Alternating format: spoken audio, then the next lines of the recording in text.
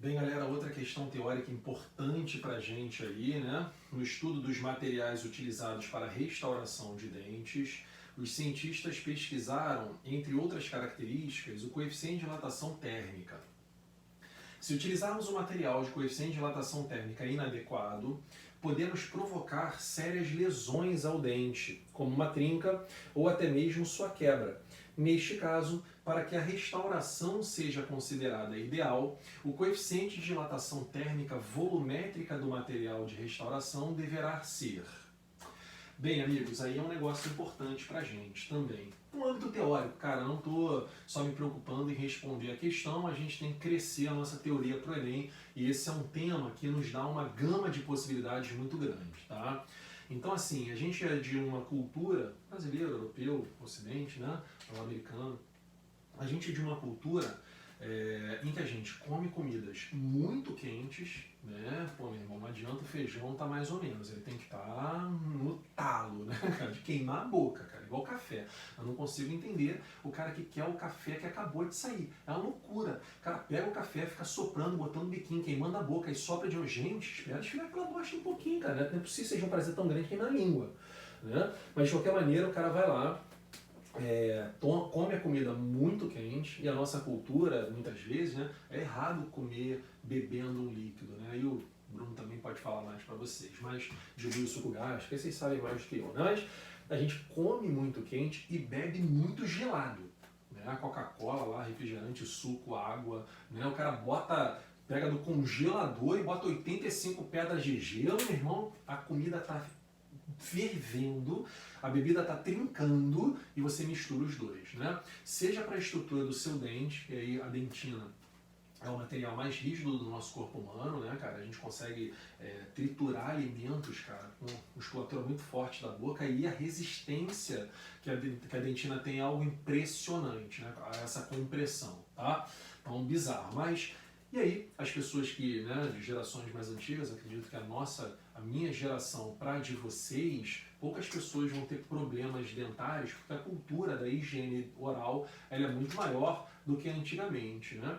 Então o que acontece é que as pessoas obturavam muito os dentes, e antigamente existia um material que era o amálgama, né? É um metal, tá? Não deixa de ser um metal, mas é um metal cujo coeficiente de dilatação era o melhor, no mais próximo do dente, mas mesmo assim dilata mais do que o dente, não tem jeito. Então o que acontece? Quando você comia, né, quando as pessoas que tinham isso comiam, tudo cresce. Claro que a dentina, o coeficiente é muito baixo, mas ela também cresce, mas o metal dilata mais do que o dente. E depois você vem logo em seguida e tal no gelado, e ele contrai. Aí você esquenta, aí ele cresce. Aí você esfria, ele encolhe. E fica nisso, meu irmão. Cresce, encolhe, cresce, encolhe. E tem um detalhe, todo material quando novo, ele tem uma capacidade de mudar de tamanho, uma elasticidade maior do que todo material antigo. E tem uma outra coisa que se junta a isso, gente. Toda vez que um corpo passa por um processo dilatativo, você esquenta ele dilata, ele cresce, e quando volta, ele nunca retorna ao ponto inicial. Toda vez que há uma dilatação, o material vai se acumulando nas bordas do corpo, nas extremidades daquele corpo, sempre. Ou seja, uma parte do corpo, né, normalmente próximo ao meio, mas uma parte daquele material vai ficando mais fino, né? Aquele ponto é o ponto de ruptura do material. Vai chegar uma hora que ele vai dilatar, vai abrir um espaçamento, uma trinca, e não volta mais, porque ele, além de perder elasticidade, a dilatação foi fazendo com que aquele material vá ficando fino. Por exemplo, quando a gente pega estradas, né, ruas, ela é feita assim, né? Obviamente estou olhando de frente assim, tá, gente? Tá a calçada aqui, a outra calçada aqui assim, né? Então tem uma calçada aqui, tá? Outra calçada tá aqui assim, e a rua, ela é assim. Não estou dizendo que passe isso tudo da calçada, senão você escalava a rua, só para exagerar mesmo, né? Agora, por que ela é feita assim? Para chover e ela escoar para os bueiros que estão aqui. Exagerei. Mas esquenta com sol, esfria à noite. Esquenta, esse material ele fica dilatando pra cacete, voltando. Chega uma hora que essa curvatura da rua ela se desfaz, né? E aí se acumula material muito próximo à calçada. Ela vai perdendo essa característica, né, dessa curvatura. Tudo bem? E aí começa a formar muita poça, etc. E está na hora de recapear a pista, né? E outra coisa interessante ali, por exemplo, a lâmpada, né? Quando a gente fala da lâmpada, a lâmpada incandescente, para eu chegar logo onde eu quero, tá? A lâmpada incandescente é aquela lâmpada de bocal, né? Que a gente tem, não sei se vocês vão lembrar dela, porque não é da geração de vocês, mas enfim, ela seria assim, né? E aí, mais ou menos assim, tá? Aqui tem um filamento, que, putz, cara, a lareira que fica envidrada, que quando você liga a lâmpada, aquilo é uma lareira, aquilo aquece, pega fogo e você iluminava a sua casa, né? Como isso chega a uma temperatura muito bizarra, isso cresce. Aí você desliga, ela encolhe. Aí você liga, ela cresce. Aí você desliga, ela encolhe. O que vai acontecer com o tempo? Nesse cresce, encolhe, nesse dilata, o material de alguma parte aqui no meio vai ficando fino, até que rompe. Tá? Até que a lâmpada queima, aquele material arrebenta, né? Só para vocês terem uma noção, a lâmpada de Thomas Edison, a primeira lâmpada a ser construída, está acesa até hoje, porque ela nunca foi apagada. Então ela não passa por esse problema da perda de elasticidade, né? Então ela está acesa até hoje, foi acesa, ficou lá e está lá acesa até hoje no museu, legal? Então ela não vai queimar. Não, por isso que eu falo com os alunos assim, gente, eu sei que existe um negócio que é economia, obviamente de energia, tá? O LED, só para vocês terem uma noção, é um material que esquenta muito pouco. O que significa isso? Ele passa muito pouco pelos efeitos dilatativos, e se ele passa muito pouco pelos efeitos dilatativos, a durabilidade dele é muito grande, né?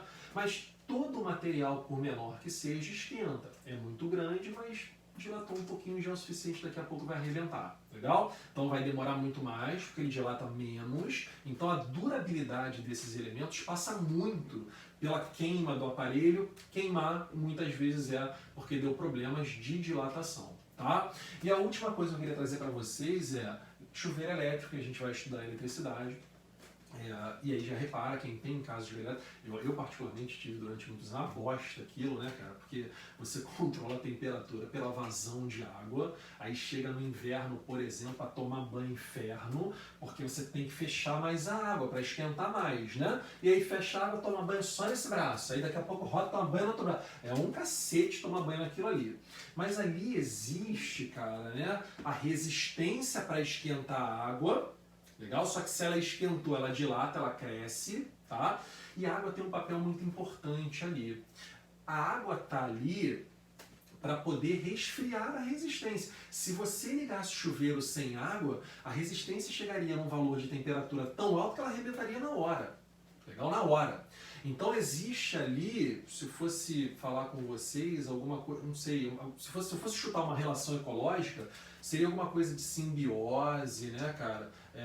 Mutualismo ali, tá? Não sei, não vejo uma protocooperação, vejo ali um mutualismo, né, que é bom para os dois ali. A água esquenta, a resistência esquenta a água, legal? Fazendo um paralelo, né? A resistência vai esquentar a água e a água tem um papel importante, resfriar a resistência, legal? E aí o que vai acontecer? Só para a gente não perder o fio da meada, né? Por isso que normalmente resistências queimam no inverno. Porque se queimam no inverno, você troca no inverno. Se você troca no inverno, até o próximo inverno ela já perdeu um pouco do caráter elástico dela, né? E aí é quando você vai exigir mais dela, você vai fechar mais o chuveiro, né, para poder passar menos água. A resistência vai fazer o papel de esquentar aquela água, mas a água não vai desempenhar o papel oposto. A água não vai resfriar a resistência o quanto deveria, ela vai passar do ponto e vai arrebentar e vai ficar na mão logo no inverno. Aquela frase assim, que bosta, né? Essa resistência, putz, cara, esquentou demais e tal, e pô, você não fala isso, você fala assim, nossa, que bosta, fiquei cabelo molhado aqui no meio da cara, e aí reclama pra cacete, tem que trocar aquela bosta no meio do inverno frio do cacete, né? Mas como eu não sei, eu não sei se eu falei besteira, se é simbiose, se é mutualismo mesmo, se é, mas eu acho que é mutualismo. Brunão, cara, Brunão, dá uma dica aí, cara, o que tu acha aí, cara? Simbiose é o quê? Que relação ecológica é essa aí que eu tô meio perdido, cara? Fala, Rei! Que exemplo, Léo!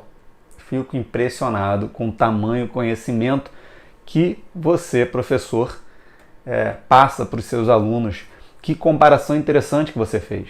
Essa relação entre água e resistência no chuveiro, não é isso? Que ambas são necessárias. A água é necessária para controlar a quantidade de calor dissipada, né, para não deixar aquecer demais, e a água que aquece em consequência da ação dessa resistência. Muito legal. Você citou inclusive isso como um exemplo de simbiose, né?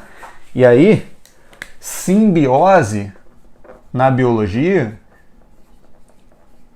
é uma forma de se referir a relações ecológicas entre seres de espécies diferentes, que no seu caso foi a resistência à água, onde ambos são favorecidos por essa interação e é uma interação obrigatória.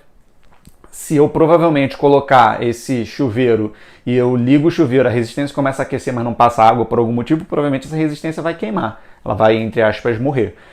E se não tiver a resistência atuando, a água esfria e o objetivo da interação acaba não existindo. Essa relação, por ser uma relação obrigatória na biologia, seria encaixada em mutualismo, que é a referência das simbioses que são obrigatórias. Então, só desmembrando o que essa palavra significa, esse sim aí significa em conjunto. E esse bio de biose significa vida, viver. Nesse caso, está fazendo referência a viver. Então seria viver em conjunto. E nesse caso que você citou, como eu falei, se a gente estiver considerando uma relação obrigatória, seria o mutualismo. Caso não fosse uma relação obrigatória, seria uma protocooperação. Tudo bem? Beleza? Valeu, Léo. Segue daí. Putz, então era isso mesmo, né? Era isso mesmo. É um mutualismo, tá? Não é protocooperação, beleza? Mas se bem que no final ali eu já não sei mais, né? No final tem essa coisa da resistência esquentar água, mas a água já não faz o papel dela, aí tem a roubalheira ali. Mas de qualquer maneira, gente, os efeitos dilatativos são muito importantes. Voltando para a questão do dente em si, né? Depois, obviamente, a tecnologia vai evoluindo. E hoje a gente tem um material para fazer obturações, restaurações, porque às vezes não é só deu cárie ou alguma coisa desse tipo, às vezes quebrou o dente, né? Às vezes um acidente, ou caiu, bateu de boca, ou bateu de carro, enfim, um acidente qualquer, tem uma resina muito resistente, bizarra, né? A primeira no Brasil foi chamada Hércules, desenvolvida inclusive no fundão. Ela foi desenvolvida justamente por ter um baixo coeficiente de dilatação, né, dilatar pouco e ter muita resistência. E aí ela consegue ter inicialmente a mesma coloração do dente, né? Então você consegue algo branquinho, algo, né, que você consegue até colocar da cor do dente. Né? Claro que com o passar do tempo aquilo vai alterar a cor, tem que trocar a resina, né, como qualquer material vamos chamar de que não é original de fábrica, né? Ele foi um substituto, vamos chamar assim, então vai ter que fazer a substituição, mas ele vai ter um coeficiente muito parecido com o do dente e uma resistência à compressão assustadoramente boa, além de esteticamente ser mais bonito, né? Então, olhando para a questão propriamente dita, ele pergunta assim: neste caso, para a restauração seja considerado ideal, o coeficiente de dilatação volumétrica deverá ser igual ao coeficiente de dilatação do dente, preferência, para que eles dilatem junto, façam um movimento sanfona juntos e não abram espaço para que uma bactéria, para que alguma coisa penetre ali e cause um problema maior à dentição, tá? Ufa, depois desse bate-papo todo, a resposta dessa questão é letra A.